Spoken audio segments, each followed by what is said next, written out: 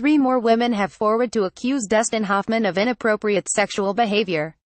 The women, one of whom wished to remain anonymous, spoke to Variety about their alleged encounters with the two-time Oscar winner, which ranged from sexual harassment to assault.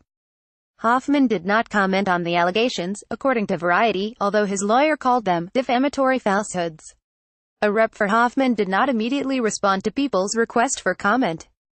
Corey Thomas, friend of Hoffman's daughter Karina, tells the outlet that Hoffman exposed himself to her when she was in high school. Thomas, now a playwright, claims the alleged incident took place in 1980 in New York City when she was 16. After Hoffman had taken her and his daughter out for dinner, Thomas claims she was left alone in an apartment with the actor while she waited for her mother to pick her up. Thomas claims the actor took a shower while she waited and later emerged in a towel, which he dropped. He was standing there naked, she tells Variety. I think I almost collapsed, actually. It was the first time I had ever seen a naked man. I was mortified. I didn't know what to do. And he milked it. He milked the fact that he was naked. He stood there. He took his time. Hoffman eventually put a robe on, according to Thomas, who says the actor then asked her to massage his feet. I didn't know that I could say no, so I did it, she says. And he kept telling me, I'm naked. Do you want to see? Thomas says she was saved when her mother arrived to pick her up, although she did not tell her what had happened until recently. She also says she never told Hoffman's daughter, who was later a bridesmaid in her wedding. I didn't want to embarrass her. Thomas explains. Melissa Kester had recently graduated college when she says Hoffman sexually assaulted her while recording a song for his film Ishtar. Kester was invited to the recording by her boyfriend, who was working on music for the film. An aspiring writer, Kester says she bonded with Hoffman over their love of theater. When he asked for her phone number, Kester says she gave it to him. When they met again at the recording studio, Kester says, Hoffman was struggling to record a song and jokingly asked her to stand next to him in the booth, which had a chest-level partition that blocked the lower halves of their bodies from view.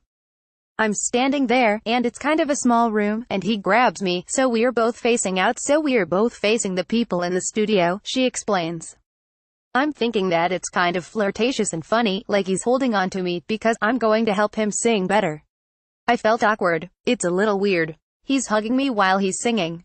But ha ha ha, it's all a joke.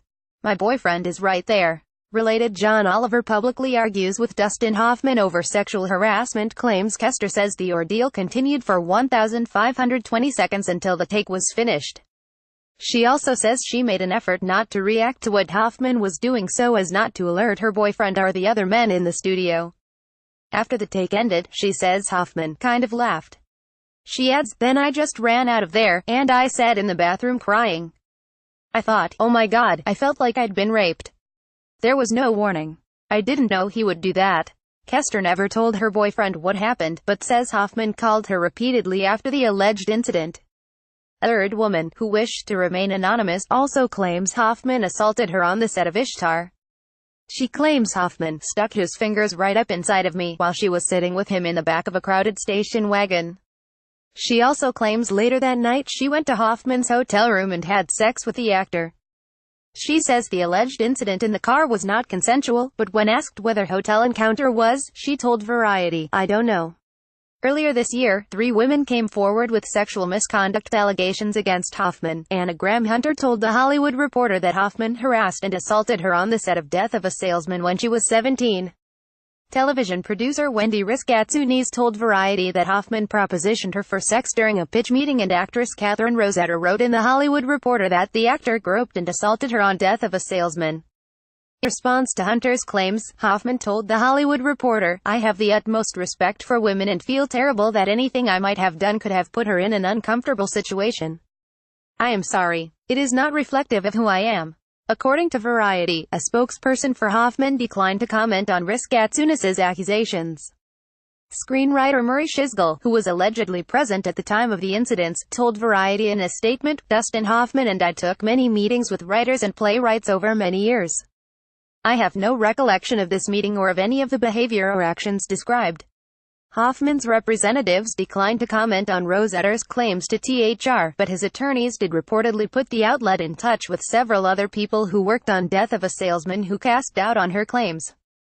They included Hoffman's brother-in-law Lee Gutzagan, actresses Anne McIntosh, Deborah Mooney and Linda Hogan, actors Michael Quinlan and Andrew Block and production stage manager Tom Kelly, according to THR. It just doesn't ring true.